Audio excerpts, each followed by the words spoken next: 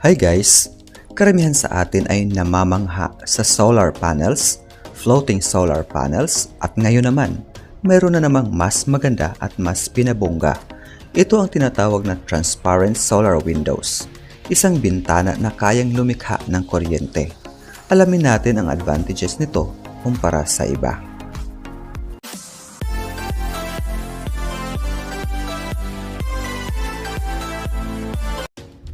Paalam na sa mga solar panel sa bubong. Ngayon, ang mga bintana ng iyong bahay o gusali ay maaaring lumikha ng malinis na enerhiyang hindi mo na namamalayan. Bintanang gumagawa ng kuryente. Parang imposible, hindi ba? Pero ngayon, ito ay isang realidad na. Isipin mo ito, nagigising ka sa iyong tahanan sa isang maliwanag na apartment na may tanawin ng lungsod. Habang naghahanda ka ng almusal, pumapasok ang sikat ng araw sa mga bintana at kasabay nito, ang mga bintanang ito ay tahimik, di nakikita at malinis na gumagawa ng kuryente. Parang eksena sa pelikula. Ngunit ito ay nangyayari na sa totoong buhay dahil sa isang napaka-inobatibong teknolohiya na tinatawag na transparent solar windows o malinaw na solar na bintana. Salamat sa mga mananaliksik mula sa Michigan State University, nagiging posible na ang teknolohiyang ito na dati ay tila imposibleng mangyari. Totoong hindi pa ito karaniwan ngayon dahil mas popular pa rin ang tradisyonal na solar panels. Gayunpaman, ginagamit na ito sa ilang lugar at patuloy pang pinapahusay para maabot ang pinakamahusay na bersyon nito. Ano ang transparent solar windows at paano ito gumagana? Siyempre, hindi ito maihahambing sa mga karaniwang solar panel na makikita sa mga bubong. Naiiba ang kanilang paraan ng paggana dahil ang mga ito ay gawa sa isang espesyal na uri ng salamin na kayang gumawa ng kuryente habang nananatiling malinaw at nakikita pa rin ang tanawin. Ang salaming ito ay pinagpadaan ang visible light o ang liwanag na nakikita natin at nagpapaliwanag sa ating mga tahanan. Ngunit, sinisipsip nito ang ibang uri ng liwanag na hindi natin nakikita, tulad ng ultraviolet at infrared light na may mataas na enerhiya. Ang enerhiyang ito ay ginagawang kuryente sa pamamagitan ng maliliit na invisible solar cells na nakapaloob mismo sa salamin. Ang pinaka-kahanga-hangang bahagi ay kahit mula sa labas ay mukhang normal lang ang mga bintana, parang karaniwang salamin lang. Ngunit sa katotohanan, tumutulong na itong gumawa ng malinis na enerhiya para sa gusali. Ang teknolohiyang ito ay unang dinidevelop noong 2014 ni Richard Lunt at ng kanyang koponan at patuloy pa itong pinapaunlad mula noon. Ano ang maaaring gawin gamit ang teknolohiyang ito? Malaki ang potensyal ng inobasyong ito, lalo na sa mga lungsod. Halimbawa, sa Estados Unidos pa lamang, tinatayang may 5 hanggang 7 bilyong metro kwadrado ng salamin sa mga gusali.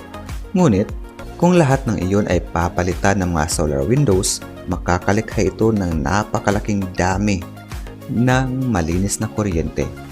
Ibig sabihin, ang mga paaralan, shopping malls, opisina at mga skyscrapers ay maaaring lumikha ng bahagi o buong supply ng kanilang sariling enerhiya. Ang kumpanyang Ubiquitous Energy na itinatag din ni Richard Lunt ay kasalukuyang gumagawa ng mga hakbang upang mag-mass produce ang mga bintanang ito at ipagamit sa mga komersyal na gusali. Layunin nilang gawing solar plant ang bawat salamin sa mga gusali. Sa Europa, sumusunod din sila sa pag-unlad ng teknolohiyang ito. Halimbawa, sa Netherlands, ang kumpanyang VC ay nag-i-install ng 15,000 smart windows sa mga opisina. Ang mga bintanang ito ay hindi lang gumagawa ng kuryente, kundi tumutulong din sa pagkontrol ng temperatura sa loob ng gusali. Sa Denmark naman, ang isang international school sa Copenhagen ay meron ng mahigit 12,000 transparent solar panels na sumasaklaw sa malaking bahagi ng kanilang konsumo sa enerhiya. Inaasahan din sa Asia ay mas lalawak pa ang paggamit ng teknolohiyang ito sa mga susunod na taon. Bakit maaaring ito ang kinabukasan? Ang pinakamagandang katangian ng mga bintanang ito ay hindi nila kailangang gamitan ng karagdagang espasyo para gumana. Maaari silang ikabit sa mga umiiral ng gusali nang hindi kinakailangang maghanap pa ng bakanting lupa o gumawa ng malawakang konstruksyon.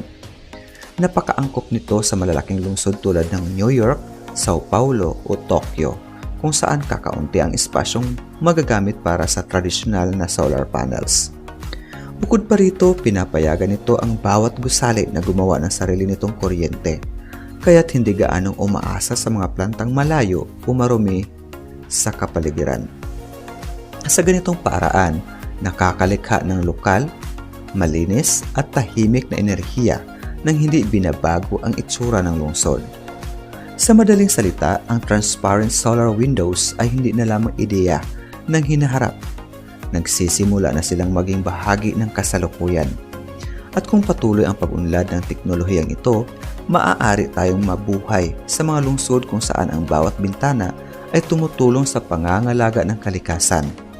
Maiisip mo ba na ang iyong bahay, paaralan o opisina ay gumagawa ng sarili nitong enerhiya sa simpleng pagpasok lang ng sikat ng araw sa bintana? Sa mga bintanang ito, hindi na ito imahinasyon. Ito ay isang tunay na posibilidad.